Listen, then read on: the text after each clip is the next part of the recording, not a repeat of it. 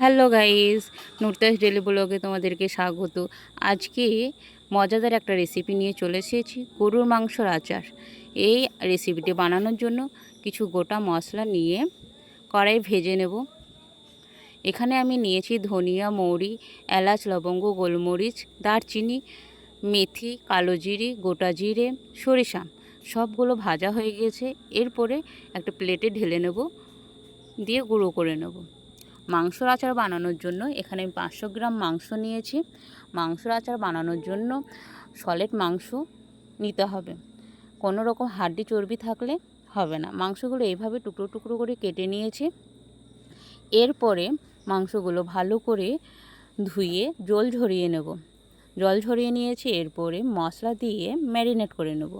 হলুদ গুঁড়ো, লঙ্কা গুঁড়ো, জিরে গুঁড়ো, স্বাদ মতো লবণ, 1 চা চামচ রসুন পেস্ট, 1 চা চামচ আদা পেস্ট, সবগুলো মশলা দিয়ে মাংসটাকে হাতের সাহায্যে ভালো করে ম্যারিনেট করে নেব। তোমরা একটা জিনিস খেয়াল রাখবে, মাংসের মধ্যে কোনো রকম জল না থাকে, ভালো করে ঝরিয়ে নেবে। আর আদা রসুন পেস্টটা যখন পেস্ট করবে তখন ভিনিগার দিয়ে পেস্ট করবে। জল দিয়ে পেস্ট করলে আচারটা আর বেশি দিন ভালো থাকে না। মাংসটা ম্যারিনেট করা হয়ে গেছে, আমি কিছুক্ষণের জন্য রেস্টে রেখে দেবো।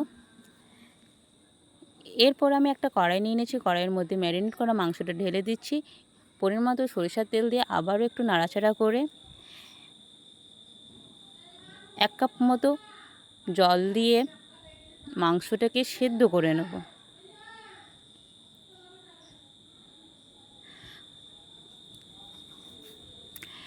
কারণ 1 কাপ জলে মাংসটা সেদ্ধ হয়ে যাবে, কারণ মাংস থেকে পরিমাণ মতো জল বের হবে। মাঝে মাঝে ঢাকনা খুলে মাংসটাকে নাড়াচাড়া করে দিতে হবে, না হলে তলায় মশলাটা লেগে যাবে।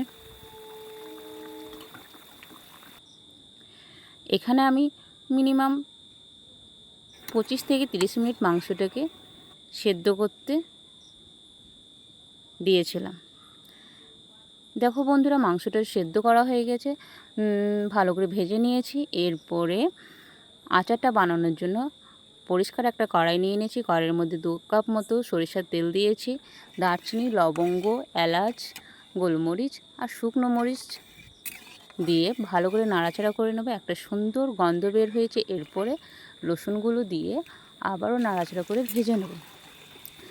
রসুনগুলো যখন হালকা হালকা সোনালি সোনালি কালার আসবে তখন ভেজে রাখা মাংসটা দিয়ে নাড়াচাড়া করে কালো করে ভেজে নিতে হবে। এই আচারটা খেতে খুবই সুস্বাদু, তোমরা বাড়িতে একবার অবশ্যই বানিয়ে দেখবে। এই আচারটা পোলাও, পরোটা, রুটি যে কোনো জিনিসের সাথে খেতে খুবই ভালো লাগে। আমার তো খুবই পছন্দের। তোমরা বাড়িতে না বানিয়ে খেলে বুঝতে পারবে না কতটা টেস্টি। মাংসটা প্রায় হয়ে এসেছে। এরপরে আমি ভেজে রাখা মশলাটা দিয়ে মাংসের আচারটা নামিয়ে নিলাম, ঠান্ডা করতে দেবো।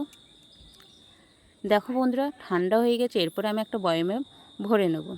আমার ভিডিওটা যদি ভালো লেগে থাকে অবশ্যই চ্যানেলটিকে সাবস্ক্রাইব করবে, পাশে থাকা বেল আইকনটি প্রেস করবে। ওকে বন্ধুরা, ভালো থেকো, বাই।